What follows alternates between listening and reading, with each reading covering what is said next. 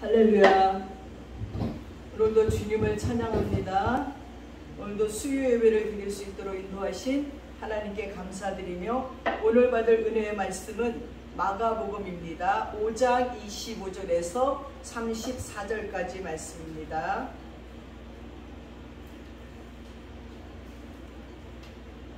페이지는 59쪽입니다. 59쪽 마가복음 5장 25절에서 34절까지의 말씀입니다.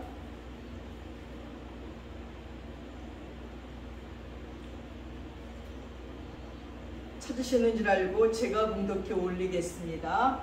12해를 혈류증으로 앓아온 여자가 있어 많은 의사에게 많은 괴로움을 받았고 가진 것도 다 허비하였으되 아무 효용이 없고 도리어 더 중하여졌던 차에 예수의 소문을 듣고 무리 가운데 끼어 뒤로 와서 그의 옷에 손을 대니 이는 그가 내가 그의 옷에만 손을 대어도 구원을 받으리라 생각함일러라. 이에 그의 혈류 근원이 곧 마름에 병이 나은 줄을 몸에 깨달으니라. 예수께서 그 능력이 자기에게서 나간 줄을 곧 스스로 아시고 무리 가운데서 돌이켜 말씀하시되 누가 내 옷에 손을 대었느냐 하시니 제자들이 여짜오되 무리가 에워싸 미는 것을 보시며 누가 내게 손을 대었느냐 물으시나이까 하되 예수께서 이 일 행한 여자를 보려고 둘러보시니 여자가 자기에게 이루어진 일을 알고 두려워하여 떨며 와서 그 앞에 엎드려 모든 사실을 여쭈니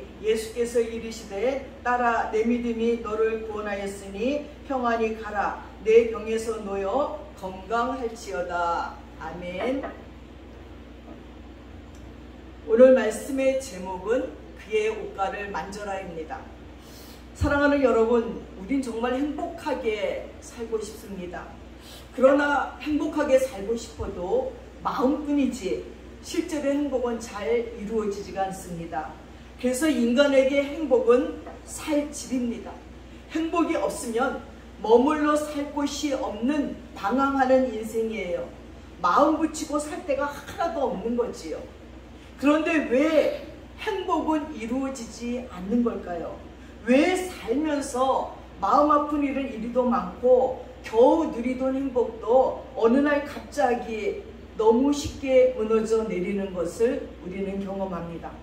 행복을 둘로 나눠서 우리가 생각할 수 있는데 그 첫 번째는 절대적인 행복이고 또 하나는 상대적인 행복입니다.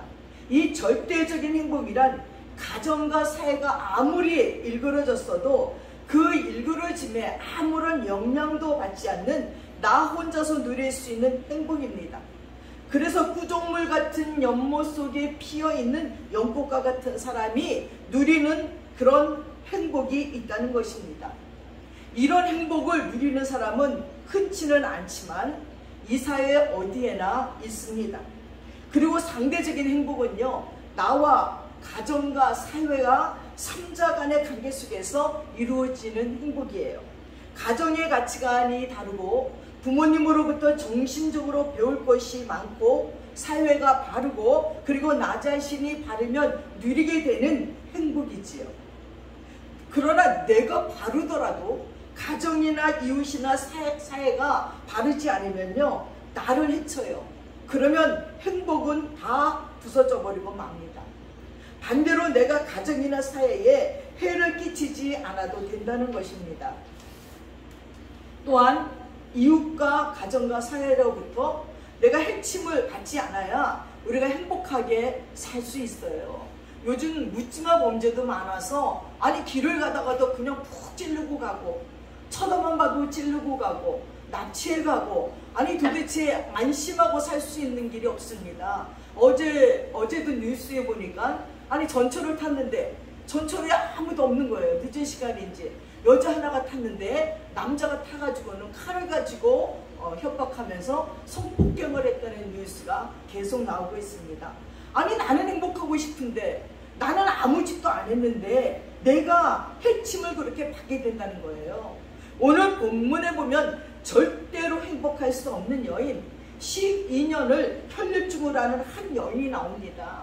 이 혈류증은 피가 계속 나오는 거예요. 전에 나는 이 혈류증에 대해서 피가 어느 정도 나오는지 몰랐는데, 전에 아버님이 식도암으로 돌아가셨지만 병원에 입원했을 적에 병문안을 제가 갔어요. 그러니까 저희 아버님이 하시는 말씀이, 저 앞에 여자 좀 봐. 아니, 이 여자가 세상에 대야를 이렇게 갖다 놓군요. 입에서 피가 나오는데 줄줄줄줄 수도꼭지 틀어놓은 것 같이 그냥 피가 쫙 나오는 걸 보면 깜짝 놀랐어요. 어떻게 사람의 몸에서 저렇게 많은 피를 토해내듯이 저렇게 나올까? 너무 놀랬던 기억이 났는데, 이 여자도 피가 나오는데 멈추지가 않는 거예요. 그 멈추지 않는 피 나오는 이 여인은 많은 의사들에게 돈보따리를 들고 싸들고 다니면서 고쳐달라고 갔지만 오히려 이거 검사하고 저거 검사하고 살 떼어내고 막 하느냐고 괴로움만 당했습니다. 아마 유명하다는 병원과 의사는 가보지 않은 곳이 없을 정도였을 겁니다. 이런 처방도 받아보고 저런 치료도 받아보느냐고 별별 고생을 다 했을 겁니다. 여러분도 아시다시피 병원에 가면 좀 고문당하는 장소 같아요. 이건 치료받으러 온 게 아니라 진료받고 그 병명을 찾는 것부터도 얼마나 괴로운지 몰라요. 건강검진을 받으려고 할 때마다 이거는 고문당하는 거예요. 뭐 약을 먹고 하루 종일 있어야 되는 게 있지요. 아니 뭐 말로 다 할 수 없이 우리를 고통스럽게 만듭니다. 그러는 동안의 세월은 12년의 세월이 흘렀어요. 그것은 너무나 긴 시간이었어요. 병원 침대에 누워서 하루가 얼마나 길고 지루하고 진력이 나는지 고통 가운데 누워있어 보지 않는 사람은 모릅니다. 병원에 저는 병원 사역도 했고 또 병원에서 전신기부술을 하고 있기도 했어요. 하루가 뭐 가만히 누워서 환자들만 봐요. 아프다는 사람들, 칙칙한 얼굴들. 그리고 창밖을 보고 싶어. 푸른 나무들이 있는 것을, 눈이 오면 눈 오는 것을 보고 싶고 얼마나 답답한지 몰라요. 제가 중국에 가서 그 폭포가 얼어서 스키장에 된 곳에서 날라가지고 떨어져갖고 골반뼈부터 위에 압축골절이 뭐 1, 2, 3, 4, 5가 쭉 압축골절이 되고, 그리고 뭐 5번, 6번 뼈는 부스러져가지고 이게 맞닿으면 이제 전신마비가 되는 지경에 이르러서 병원에서 깜짝없이 중국 병원에서 누워있는데 성탄절이 됐어요. 그리고 창밖에 눈이 온대요. 네 간호과장이 나를 불쌍히 여겼는지 이방 여인이 이렇게 다쳐가지고 있으니까 눈이 온다고, 눈 보여준다고 내 침대를요, 이 창문이 거기 높더라고요. 복도까지 끌고 나가서 복도에서 보니까 사선으로 이렇게 눈 오는 게 보여요. 그래서 누워서 눈을 보는데도 눈물이 줄줄 나요. 건강했을 때는 마음껏 맞고 마음껏 볼 수 있는 눈을 환자가 되어서는 볼 수 없는 거예요. 침대를 끌어내서 그렇게 볼 수 있는 각도로 보여주니까 눈이 내리는 것을 볼 수 있었고, 그것이 얼마나 행복했는지 몰라요. 어떤 선물보다도 귀한 선물이라는 것을 알게 되었습니다. 여러분, 그리고 성경에 보니까요, 이 혈류증을 앓은 여인은 있는 것도 다 허비했대요. 그가 가지고 있던 재산도 땅도 폐물도 다 팔아서 병원비로 써올렸습니다. 그러나 성경에 의하면 병은 더욱더 중해졌다고 기록하고 있어요. 이건 참으로 절망입니다. 병원을 그렇게 들락거렸으면 병에 차도가 있고 나야 되는데 점점 더 병은 중해져 갔어요. 절대적인 행복도 상대적인 행복도 아닌 깊은 절망과 불행이에요. 이 여자를 예수님께로 이끈 이유가 바로 여기에 있습니다. 그것은 그가 가지고 있는 병의 절박성과 그리고 계속되는 그 병 때문입니다. 그 여인이 자기의 병의 절박성을 깨닫지 못하면요, 치료를 향한 정열을 나타낼 수가 없습니다. 이러다 말겠지 할 겁니다. 인간도 마찬가지예요. 자기가 얼마나 죄인이며 구원받아야 될 인간인가를 절박하게 깨닫지 못하면요, 구원의 필요를 느끼지 않아요. 정말 예수님을 우리가 구주로 고백하고 믿는다는 게 얼마나 신기하고 얼마나 비밀인지 몰라요. 예수를 모르는 자들에게는 감추어진 보화예요. 그 예수 그리스도를 믿으면 믿을수록 내 구원이 정말 필요하구나, 절박하다고 느끼는데, 예수를 접해보지 못한 사람들은 가치를 느끼지도 못해요. 자기가 이 땅에서 생이 끝나고 어디로 가는지를 생각해보지도 않아요. 자기 죄에 대한 심각성도 느끼지 못해요. 누가 나를 심판하랴. 내 유익이 되는 대로 그냥 다 자기 것으로 탐하는 겁니다. 그리고 그 죄에게 언젠가는 심판이 있다는 것을 절대 깨닫지 못하는 것이 인간이에요. 그래서 끊임없이 전도하다가 하나님께서 그 마음을 열어서 죄인된 자신의 모습을 보고 거기서 통곡이 심한 회개가 나오고 난 후에야 이 구원이 얼마나 필요한 것인지, 구원에 대한 절박성을 느껴서 하나님을 찾게 되고 예수님 앞에 나오게 되는 거예요.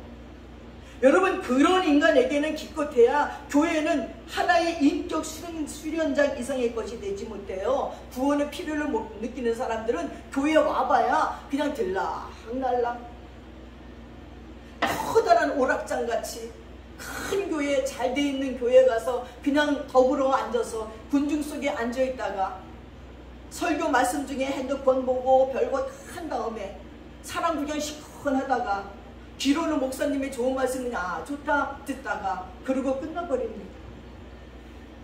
그는 자기의 구원을 위해서 설교를 듣는 것이 아니라, 즉 살기 위해서 말씀을 듣는 것이 아니라 취미로 듣게 된다는 것입니다. 그래서 은혜를 오늘은 받았다니, 자기 귀에 좋은 얘기는 은혜 받았다 그러고 자기 마음이 찔림이 되고 도전이 드는 얘기를 들으면 괜히 와서 아주 목사님 말씀에 죽었었네 하고 나가는 자들도 많이 봤습니다.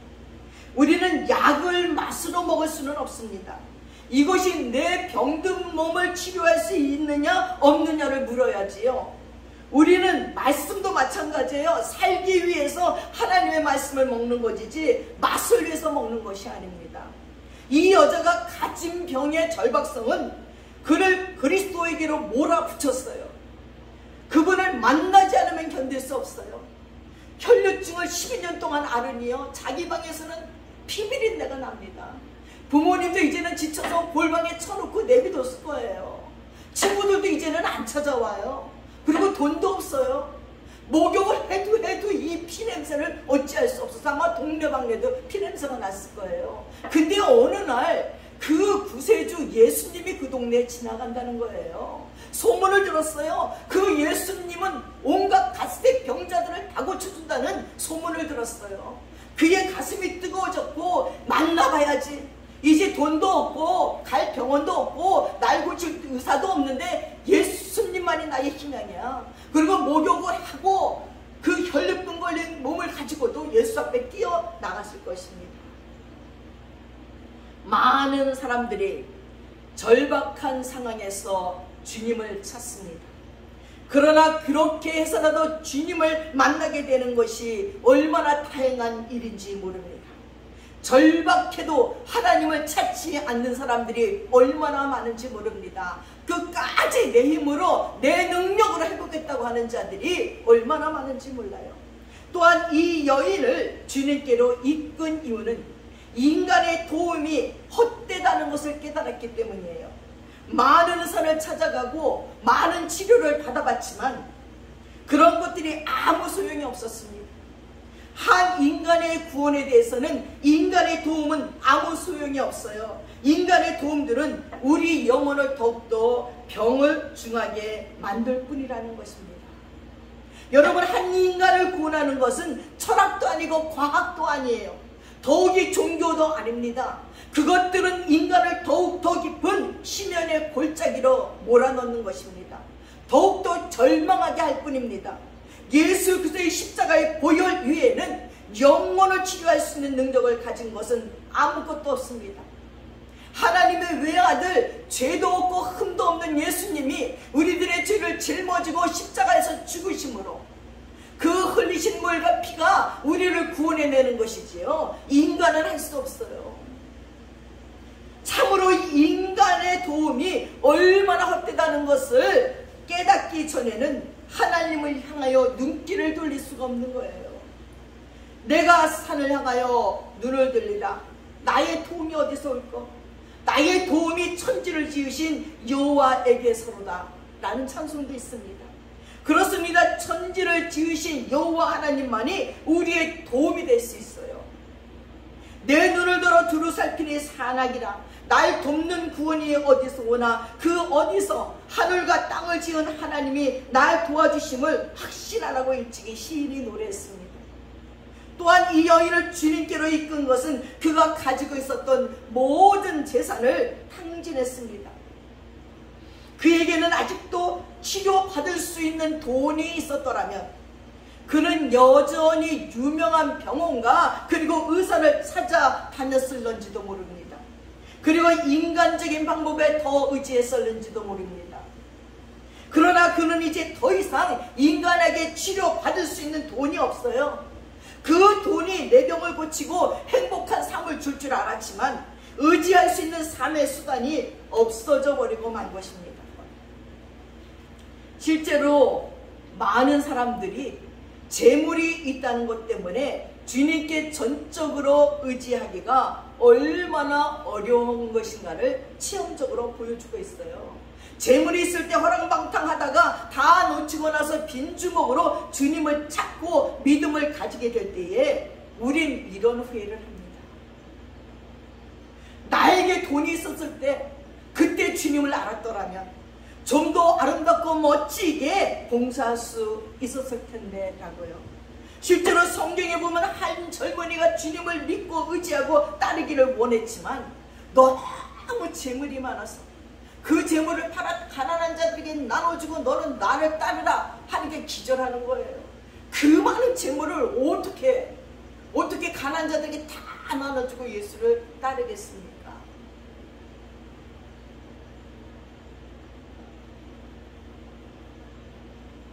그는 주님보다 돈을 더 의지한 것입니다. 이 여인, 참으로 불쌍하게 된 이 여인은 마지막으로 체면도 부끄러움도 무릅쓰고 살기 위해서 주님을 찾았어요. 그는 군중을 비집고 주님께로 접근하기 시작했습니다. 저는 상상해봤어요. 사람들이 예수 곁에 그냥 막 서로 밀고 예수를 좀 더 멀려고 막 아우성인데 이 여자는 어떻게 비집고 갔을까? 12의 혈류증을 알았으면 아마 몸도 빼짝 말랐을 거예요. 힘도 없었을 거예요. 저는 생각해봤어요. 가장 틈이 있는 데가 어딜까? 비집고 들어갈 수 있는 데는 다리 사이뿐이 없을 거야. 이 여자는 기어서라도 다리 사이에 들어가서 예수의 옷자락을 만졌을 것이라는 생각이 들었습니다. 사람들을 해치면서 주님께로 가까이 나아갈 적에 사람들은 의아하게 생각했을지도 모릅니다. 왜 이러냐고 핀잔을 주기도 했을 것입니다. 그러나 이 여자에게 중요한 것은 살아야 한다는 것이었어요. 고침을 받아야 된다는 것이었습니다. 그리고 그는 예수의 옷가를 드디어 만졌습니다. 주님께로 나온 그의 자세는 생명을 건 결단이었지만 주님을 향한 그의 자세는 옷깃을 만지는 온유하고 겸손한 자세였습니다. 마태와 누가는 다같이 옷가에 손을 대었더라고 기록하고 있습니다. 낭패와 실망당한 후에 예수께로 나옵니다. 그는 참으로 그렇게 주님께 나왔습니다. 전부여 의지없어서 손들고 옵니다. 주 나를 박대하시면 나 어디 가리까. 내 죄를 씻기 위하여 피 흘려 주시니 나에게 하는 마음으로 주 앞에 옵니다. 그렇습니다. 그는 참으로 빈손 들고 주님께 왔습니다. 그리고 주님의 옷가를 만졌습니다. 남몰래, 참으로 아무도 모르게 남몰래 주님의 옷깃을 건드렸습니다. 그러나 믿음으로 만졌습니다. 나을 줄 알고 만졌습니다. 그리고 나았습니다. 할렐루야. 근데 놀라운 사실은 주님께서 그 순간 걸음을 멈추시면서 돌아서시면서 물었습니다. 누가 내 옷에 손을 대었느냐? 제자들이 뭐라고 대답했습니까? 아니 선생님, 무리들이 이렇게 에워싸서 밉니다. 누가복음에서는 베드로가 대답했다고 기록하고 있습니다. 선생님, 무리들이 에워싸고 밉니다. 수많은 사람들이 예수님 주변에서 밀리고 아우성치고 있습니다. 예수님의 발등상을 받는 사람, 예수 앞에 부딪히는 사람, 뒤에서 밀치는 사람, 옆에서 부대끼는 사람들 너무 많습니다. 근데 우리 예수님이 누가 내 옷에 손을 대었느냐고 질문합니다. 그것은 제자들로서 도저히 이해할 수 없는 질문이었습니다. 그러나 주님은 자기가 진정으로 부딪히는 한 겸손한 소자의 기도를 절대로 외면하지 않습니다. 참으로 수많은 사람들이 예수님 주변에서 손 하나 피우고 부딪혔지만 그곳에는 아무런 변화도 일어날 수 없었습니다. 여러분, 많은 사람들이 교회에 나오고 예수 믿는다고 아우성쳐도 부딪힘은 아무런 일도 일어나지 않습니다. 그것은 의미 없는 부딪힘이기 때문입니다. 그 예수 곁에 섰던 제자들까지도 아무런 의미 없는 부딪힘을 계속했을 뿐입니다. 그것에서 아무런 변화도 경험할 수 없었습니다. 그러나 수많은 대중 속에서 의미 없는 대중, 원래 의미 없는 존재들이지만 오직 한 고독한 인간, 그는 예수님과 더불어 건강한 진정한 부딪힘을 가졌습니다. 나팔도 불지 않고 감히 앞에 나와서 고쳐달라고 부탁은 못하고 이름도 없이 소문도 없이 예수님의 옷갓을 살짝 만졌습니다. 그리고 그는 새로운 삶의 희열을 경험한 것입니다. 전율이 이는 놀라운 새 생명을 경험한 것입니다. 주님은 바로 그를 찾는 것입니다. 누가 내 옷에 손을 대었느냐? 우리는 오늘 이 여자에게서 참된 행복과 참된 만남과 참된 변화를 원하는 자의 예수님과의 만남에서의 복된 자세 몇 가지를 배우게 됩니다. 전에 주일학교 교사로 있을 적에 고2 학생들을 데리고 수련회를 갔습니다. 우리 교회에 든 아이들을 다 껴안고 기도하려니까 애들이 옹기종기 앉아서 이렇게 모으니까 제 손이 닿지 않는 저 끝에 있는 학생이 있었어요. 이러고 막 그냥 동성기도를 막 해서 정신이 없는데도 누군가 내 손을 와서 그냥 살살살살살 이러고 만지는 게 느껴지는 거예요. 아주 전율이 느껴지는 거예요. 전 그때 깨달았어요. 예수님도 이랬겠구나. 그래서 내가 막 기도하다 눈을 떠고 봤더니 내 손깃이 다 조금이라도 닿는데 걔는 바로 앞에 앉았다 걔 손이 안 닿는 거야. 걔 머리가. 그랬더니 얘가 자기 머리가 안 닿으니까 자기 손을 들어서 내 손에다 그냥 딱 대고 있는데 이야 진짜 여기서부터 하나님의 임재와 충만함이 확 쏟아지더라. 그 학생의 그 떨리는 손길이 바로 이 혈류병 걸린 여인이 예수님의 옷자락도 온 힘을 다해서 닿기만 하는데 하면서 닿지 않았을까 하는 생각이 들어서 정말 눈물이 푹 쏟아졌습니다. 그리고 정말 열심히 기도했습니다. 아이들은 그 수련에서 회개했고 방언도 받았고 새롭게 살기로 결단하고 그들의 비전을 놓고 기도하더니 세상에 세월이 흐르고 나니까 그때 비전을 내놓았던 아이들은 거의 다 됐습니다. 세월이 신기해요. 그때는 어린 학생들이었는데 지금은 50줄이 돼가요. 그 학생들이. 그리고 뭔가 자기 위치에 다 있는 것을 보면서 야 입술로 우리의 비전을 내뱉는다는 것이 우리들의 입술로 꿈을 내놓는다는 것이 놀라운 은혜구나. 그걸 하나님이 들으시는구나. 그 엄청난 기도의 열기 속에서 내놓았던 비전은 하나님이 다 들으시고 그들의 일생을 통해서 고난도 주고 축복도 주시고 가르치시기도 하고 때리기도 하면서 이루어 가시는 것을 볼 수가 있었습니다. 우리는 오늘 이 여자에게서 참된 행복과 참된 만남과 참된 변화를 원하는 자의 예수님과의 만남에서의 복된 자세를 배워봅시다. 첫째는 겸손한 마음입니다. 그것은 옷깃만 만져도 라고 하는 그의 고백의 자세에서 볼 수 있습니다. 하나님은 겸손한 마음의 부르짖음을 절대로 간과하지 아니하십니다. 하나님은 교만한 자를 물리치시되 겸손한 자에게는 은혜를 주신다고 베드로전서 5장 5절에 기록하고 있습니다. 또한 우리가 이 여자에게 발견하는 놀라운 사실은 이 여자의 확신이에요. 만지면 낫는다는 거예요. 예수님의 말씀 한마디면 낫는다는 거예요. 옷깃만 잡아도 낫는다는 거예요. 얼마나 놀라운 믿음입니까? 두 번째는 구원을 얻으리라고 그는 믿었습니다. 정말 믿었어요. 주님은 말씀하십니다. 내 믿음이 너를 구원했으니 평안히 가라. 믿는 대로 되는 겁니다. 우리가 참으로 주님을 만나고 그가 주시는 능력을 경험하기 원한다면 확신 있는 믿음이 필요합니다. 하나님은 우리에게 응답해 주시려고 해도 우리의 불신이 하나님을 응답을 가로막을 때가 얼마나 많이 있는지 모릅니다. 그러나 이 여자는 행복하게도 영적인 치료까지 받고 돌아갑니다. 오늘 많은 그리스도인들이 기도의 능력을 믿지 않아요. 자기가 기도하고 자기가 믿지 않아요. 고린도서 13장 5절을 보니까 우리에게 이렇게 권면했어요. 너희 믿음이 있는가 너희 자신을 시험하고 너희 자신을 확증하라. 예수 그리스도께서 너희 안에 계신 줄을 너희가 스스로 알지 못하느냐? 그렇지 않으면 너희가 버리운 자래요.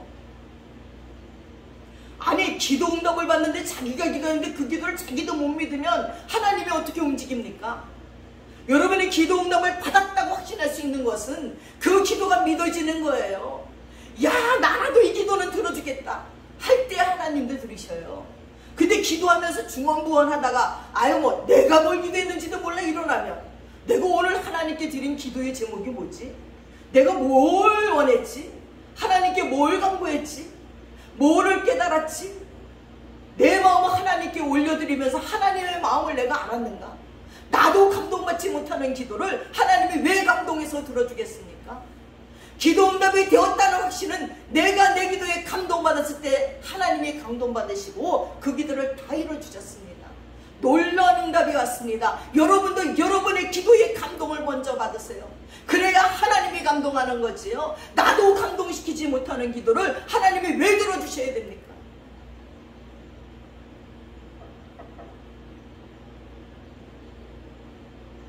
우리가 이 여자의 고침받은 믿음에서 발견하는 또 하나의 사실은 이 여자가 한 공적인 고백의 믿음이에요. 성경은 나와서 모든 사실을 여짜온대 라고 기록하고 있습니다. 누가복음에 의하면 그가 손댄 연유와 낳게 된 경위를 모든 사람 앞에서 이야기했습니다. 고린도서 8장 47절에 기록하고 있어요. 누가복음 8장 47절에 기록하고 있는데 사람들은 은혜를 받고 나면 간증을 하잖아요. 문둥병자가 문둥병 걸렸을 때는 나 문둥병자라고 얘기 안 해요. 사람들 앞에 가까이 가도 안 되니까. 병을 다 고침받았을 때는 나 옛날에 문둥병 환자였어 하고 고백하는 것 같이 이 여자는 그가 죄인이었던 것과 내가 왜 이런 병이 걸려야 했던 것과 그리고 내가 얼마나 이 병 때문에 고민하며 재산도 다 탕진하고 그리고 무시받고 멸시받고 이제 죽을 일밖에 없었던 자기 인생 속에 예수님을 만나 그 옷깃을 만졌더니 나았다는 간증을 모든 궁중 앞에서 얘기했다는 것입니다. 이것이 얼마나 어려운 일입니까? 어찌 보면 얼마나 수치스러운 일입니까? 그러나 그럼에도 불구하고 이 여자는 앞으로 나와 모든 것을 고백해야 했습니다. 예수님은 이 여자에게 공적인 고백을 요구하신 것입니다. 이 여인은 불결한 여인입니다. 사람들이 다가오면 히브리 말로 타메 하고 부르짖어야 돼요. 나는 불결하다고 외쳐야 하는 여인입니다. 그런데 그런 여자가 예수님 앞에 서서 공적인 고백을 한다는 것은 참으로 위대한 결단이 필요합니다. 누가 내 옷에 손을 대었느냐? 차라리 모른 척하고 그냥 계속해서 여행 가시는 것이 이 여인에게는 더 좋지 않았겠느냐 하는 생각도 듭니다. 그러나 주님은 이 여인을 찾았습니다. 예수님의 이 질문은 여자로 하여금 거짓 공포에서 물러나게 했습니다. 그러나 신앙은 우리를 있는 그대로 그리스도에게로 나아가게 합니다. 이 여자의 육신의 병만 고치고 그냥 돌아갔다고 생각해 보십시오. 그것이 이 여자에게 무슨 유익이 되겠습니까? 그러나 이 여자는 행복하게도 영적인 치료까지 받고 돌아갔습니다. 신앙은 믿음으로, 마음으로 믿는 것만으로는 부족합니다. 입으로 고백해야 됩니다. 로마서 10장 10절에도 마음으로 믿어 의에 이르고 믿음으로 입으로 고백하여 구원에 이른다고 말했습니다. 전설에 의하면 이 여인의 이름이 베로니카라고 합니다. 그는 예수님께 고침받고 구원받은 것이 너무나 감격스러워서 예수님을 섬기면서 그때부터 따라다녔답니다. 근데 예수님이 십자가 지시고 골고다 언덕길을 걸어가실 적에 그 쓰러지시고 또 십자가리가 쓰러졌을 적에 주님의 얼굴에 땀방울과 피가 범벅이 돼서 흘러서 앞을 분간할 수 없음을 보고 안타까운 나머지 두려움도 물리치고 군중을 해치고 로마 병정들도 물리치고 뛰어나가 자기의 손수건을 예수님께 건네주었습니다. 여러분, 이 여자는 구원받을 때도 사람들을 해치고 두려움을 걷어치우고 예수께 나아가 옷자락을 만졌듯이 예수님이 십자가에 지려고 올라가시는 그때에도 로마 군중도 무섭지 않았어요. 오직 예수님 얼굴에 땀 범벅이 되고 피 범벅이 된 그 얼굴을 닦아드리고 싶은 마음으로 죽음을 무릅쓰고 예수 앞에 나아가 수건을 건넸습니다. 예수님은 그 손수건을 받아 이마와 얼굴에 피와 땀을 닦으시고 돌려줬는데 집에 돌아와 그 손수건을 펴보니 놀랍게도 거기에 가시관을 쓰신 예수님의 얼굴이 새겨져 있었습니다. 파리의 루블 박물관에 갔더니요, 베로니카가 그 손수건을 들고 있는 그림이 그려져 있더라고요. 그래서 사진을 찍어 왔어요. 그래서 내가 원하면 보여주고 엽서를 만들기도 했어요. 또한 바티칸 박물관에 그 손수건이 보관되어 있어요. 진공으로 돼갖고요. 손수건이 보관되어 있는데 너무 오래돼서 만약에 누군가가 그걸 열면 부서져 버린대요. 먼지가 돼서 날아간대요. 그리고 진공으로 유리관에 넣어서 우리가 볼 수 있는데 다 낡은 헝겊 위에 희미한 예수님의 형상이 있는 걸 볼 수 있었습니다.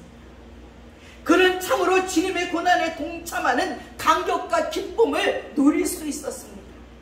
사랑하는 여러분, 우리 자신에게는 한번 초점을 돌려봅시다. 주님은 지금도 누가 내 옷에 손을 대었느냐 하고 찾고 계십니다. 사실 지금도 전 세계 인구의 3분의 1이 예수님을 따른다고 떠들고 있습니다. 예수님을 에워싸 밀고 밀리며 걸어가고 있습니다. 한국에도 엄청난 숫자의 그리스도인들이 예수님의 주변을 싸고 돕니다. 저들이 밀고 밀치고 부딪히는 소란에 대해서 우리 예수님을 피곤하게 합니다. 우리 예수님의 걸음을 방해하는 경우가 더 많을 수도 있습니다. 주일이면 수많은 사람들이 예수를 만나겠다고 교회에 나옵니다. 세상에서 가장 아름다운 올겐 소리가 들리고 엄숙하고 경건한 예배가 있습니다. 거의 완전에 가까운 조화를 이룬 성가대의 노래도 있습니다. 그래서 수많은 사람들이 주일이면 예수님 주변에서 소란을 피웁니다.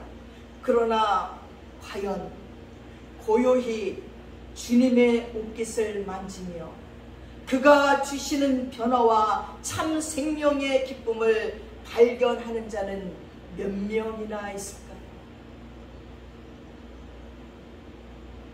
누가 내 옷에 손을 대었느냐? 주님은 수많은 대중 가운데서 고독하십니다. 자기와 참으로 만나는 사람 하나를 찾고 있습니다.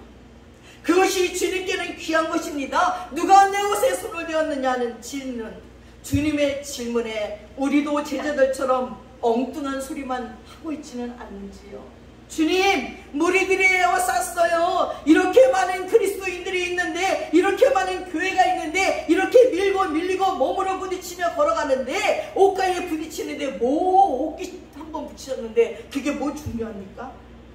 주님께 부딪히는 사람이 어디 한두 명입니까? 라고 우리는 도리어 무관심한 답변을 던질 수 있지 않는지요. 예수를 믿으면 병까지 나아요. 예수를 믿으면 12의 혈증 걸린 여인도 고침받고 그 옷깃만 맞아도 고침받을 수 있어요. 그러나 지금 이 시대의 우리는 이 혈류병 걸린 여인 같은 믿음이라도 있는지요? 코로나 바이러스가 교회 안에까지 온다고 비대면 예배를 드리라고 하니까 교회가 텅텅 비었어요. 얼마나 말씀들을 잘 들으시는지. 예수 앞에 나가면 병도 고침받는데 병든 이 나라 이 민족을 위해서 예수 앞에 나아가 간구할 수 없는 이건 도대체 뭔지 모르겠습니다. 이때 교회가 교회다운 일을 해야 되지 않을까? 아닙니다. 전염병도 물러가고 병든 자도 고침받을 수 있는 이유는 주님께 나아가는 겁니다. 그의 옷깃을 만지는 것입니다. 그것이 교회 오는 것이고 예배 드리는 것이고 기도하는 것이고 믿음을 갖는 거예요. 믿음은 들으면서 난다가 있는데 들어야지요. 말씀을 들어야지요. 목사님의 설교를 들어야지요. 그 속에 임재하는 하나님의 음성을 들어야 나을 게 아닙니까? 하고 외치는 자들이 왜 이렇게 없는지. 그래서 예배 드리면 정지 처분을 받고 벌금을 내고 폐쇄시킨다는 그 말을 그대로 순종하는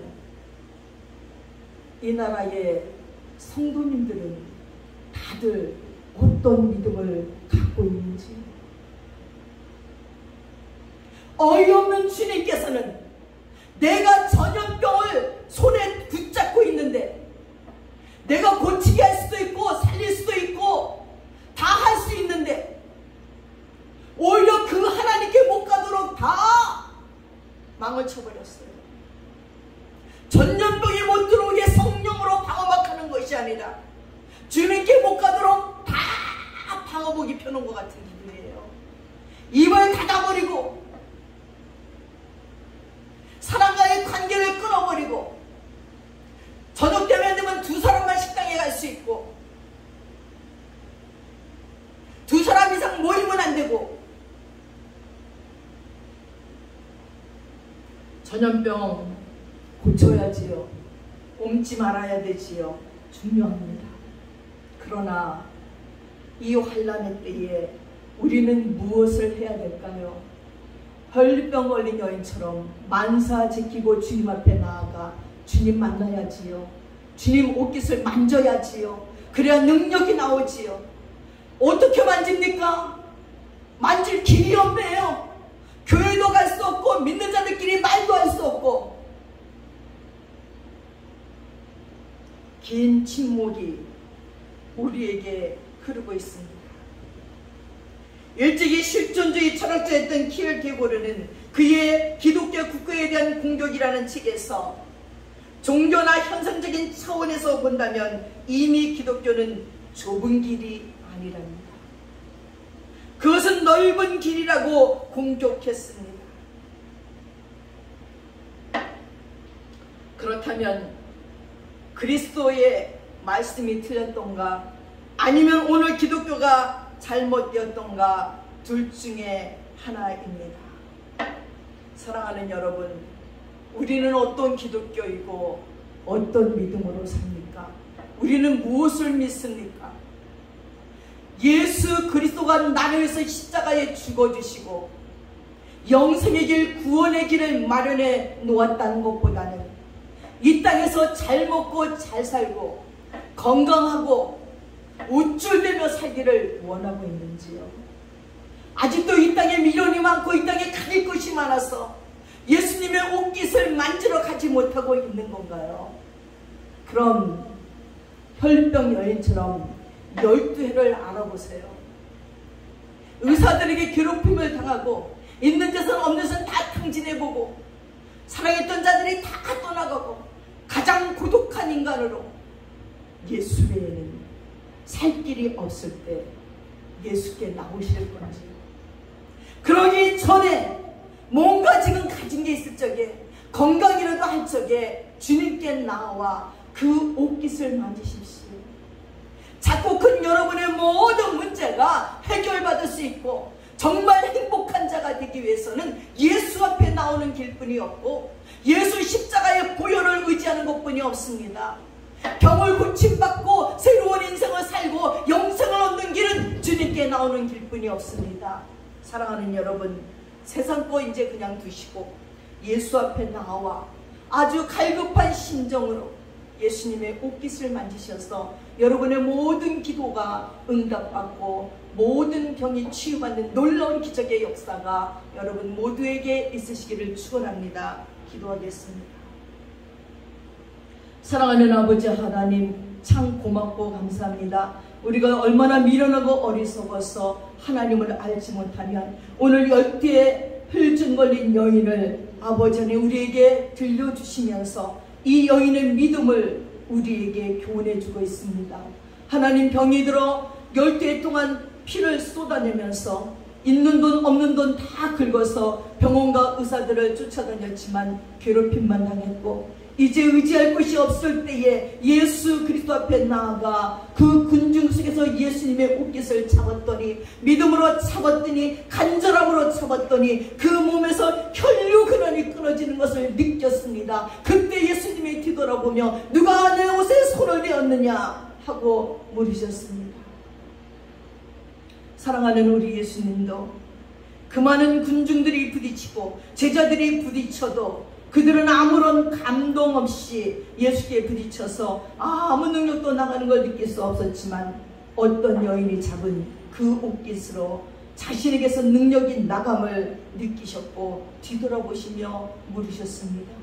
주님, 우리의 예배가 예수님의 옷깃을 잡는 예배 되게 하시고 예수님께로부터 능력을 끌고 나오는 예배 되게 하여 주시고 우리의 간절함이 주님 옷자락 잡아 옷자락 끝에 임재하시는 예수를 만나는 저희들이 되게 도와주셔서 이 땅의 코로나 바이러스도 사라지게 도와주시고 이 땅의 많은 환자들이 치료받게 하여 주시고 영적으로 육적으로 병든 모든 게 치료받아서 가장 행복한 자들이 되도록 축복하여 주시옵소서.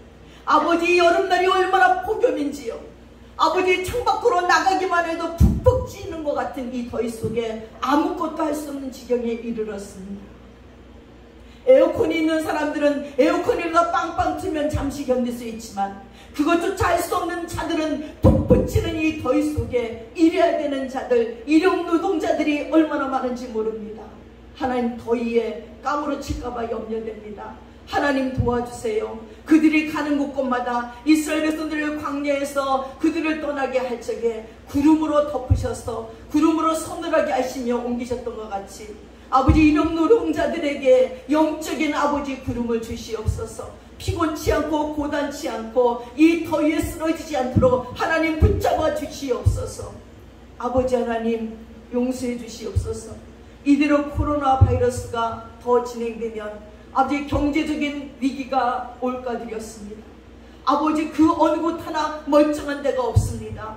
메뚜기가 싹 쓸어먹고 가는 것 같이 이 코로나 바이러스가 이리 인간들의 모든 경제적인 부분들을 다 쓸어갈까봐 염려돼서 죄악이 난무할까봐 두렵습니다. 아버지, 경제적으로 어려우니 사기꾼들이 얼마나 많은지요. 전화기 안에 보이스피싱이 얼마나 많은지요. 이제는 어쩌다가 듣는 것이 아니라 하루에 몇 건씩 보이스피싱이 우리 휴대폰에 올라와 있는 걸 보면서 모르는 자들은 놀래서 그곳에 돈을 갖다 주고 아버지, 슬피우는 자들이 얼마나 많은지, 그런 거 하나도 감당할 수 없는 우리 인간입니다. 그런 거 하나도 막을 수 없는 정치이고 그리고 아버지, 경찰력입니다. 하나님, 잡아도 아버지는 길이 없답니다. 사랑하는 아버지, 용서해 주세요. 돈이 우상이었던 우리들이 아버지, 교회에다 낼 수 있는 헌금은 없으면서도 사기꾼에게 갖다 줄 돈들은 왜 그렇게 있는지요. 아버지, 욕심사납게 갖고 있던 모든 것들을 이렇게 어이없이 다 빼앗기고 나니 차라리 그럴 거였으면 성교비를 낼 걸, 교회를 세울 걸 하는 자들이 얼마나 많은지 모릅니다. 아버지, 사단에게 빼앗기기 전에 하나님의 나라를 위해서 일하는 자들 되게 도와주시고 쓰고 흔들어 넘치도록 부어주시는 하나님의 은혜를 체험하는 그리스도인들이 되게 도와주시고 이 코로나 바이러스로 말미암아 알곡과 죽쟁이가 아버지 하나님이여 갈라지게 하소서. 아버지, 죽쟁이들은 이 코로나 바이러스라는 바람 때문에 다 날아가 기질당에 날아가 버리고 알곡들은 더 안으로 들어와 하나님께 기도하며 간구하며 하나님을 찾다가 12 혈류증 걸린 여인처럼 은총받게 도와주소서. 은혜받게 도와주소서. 그래서 그 베로니카의 수건에 예수 그리스도의 형상이 묻은 것처럼 영원토록 사람들에게 기억되게 하여 주시옵소서. 자비하신 주여, 우리를 불쌍히 여기시고 오늘 이 혈병 걸린 여인처럼 간절한 심령으로 전심으로 주님 만나는 시간 되도록 도와주시옵소서. 감사드리며 우리 예수님의 이름 받들어 기도드렸사옵나이다. 아멘.